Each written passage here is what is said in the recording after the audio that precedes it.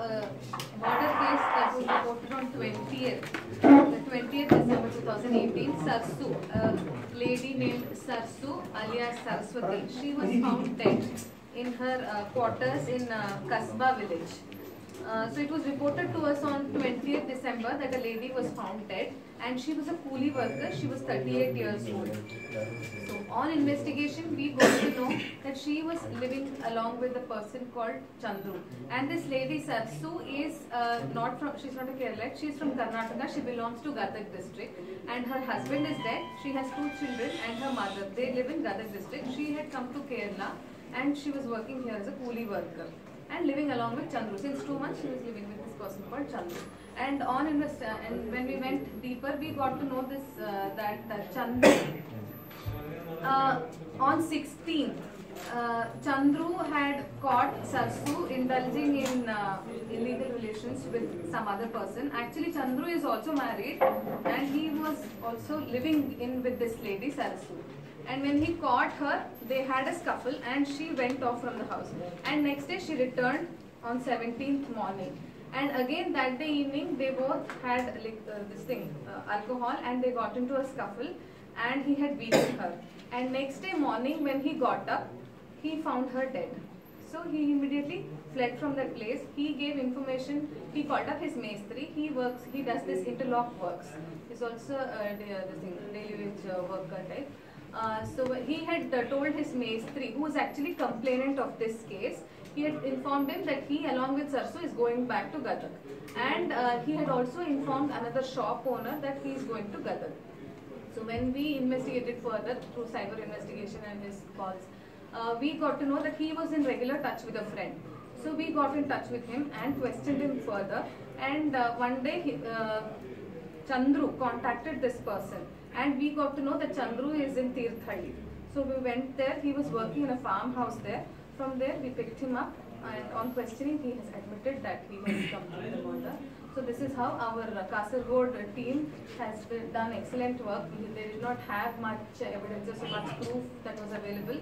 So using all cyber investigation techniques, they have cracked the case and got the person and arrested him yesterday on 8th. So this is why we wanted to inform the media. So Chandru married this person? No, he had not married. They were just living in. Both are coolie workers, both are from Karnataka. They were just living in. You know how these coolie workers are. There is on 17th they have a scuffle with them. After that, what happened? Evening, they've had scuffle. He has banged her head on the wall. 17th or 18th? 17th. 18th early morning, she was found dead. Oh. Yeah. And on 20th, actually, this Maestri, on 20th he came and he wanted some tools that was there in Chandru's house. When he opened the house, he saw that Sarsu was lying there, sleeping.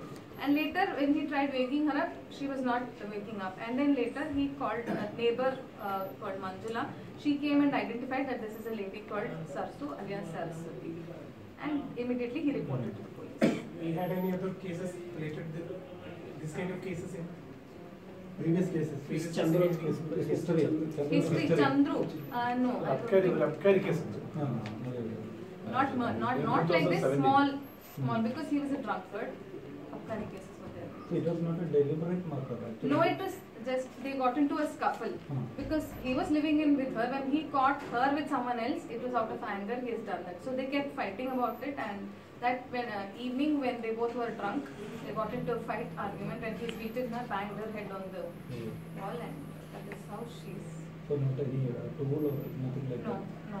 Whether this lady used to drink regularly? Yeah, she was a coolie worker, so yeah, most of the coolie workers do drink. She was a regular. Whether his allegation is that some illicit relationship with another man, whether it is proved? That is what he tells. We cannot, concretely say whether she was involved because all these do not pertain to the case as such. So we only deal with what is required for the case. Could you locate him that fellow? No. We were able to locate him, but we do not want to get into details of that because it is not concerned to the case. So we do not want to reveal details. How did you trace him? Through your friends? Through his friend. Yeah. He was contacting one person very frequently. So we questioned him. when we questioned him, and he was with us for 10 days, and this Chandru called on this person's phone one day saying he wants work. Yeah, and he gave his whereabouts, where he was. He said that he is in Tirthalli and he wants some job. So, and he gave the location, so we went there. But friend is from Kerala or from? No, he is from Karnataka, he is from Gadag. Yeah. Tirthalli is in Gadag? No, Tirthalli is close by, no? It is not Shimoga district. So how did you reach there, Tirthalli? He has, I think he did not want to Gadag because he thought that police would reach him. So he wanted to go somewhere where he would not be traceable. Something where, some place which is not close to his.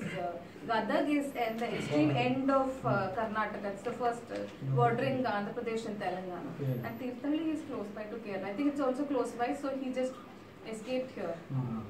Wherever he could go. Saraswati is belonging to Hassan district. No, Gadag.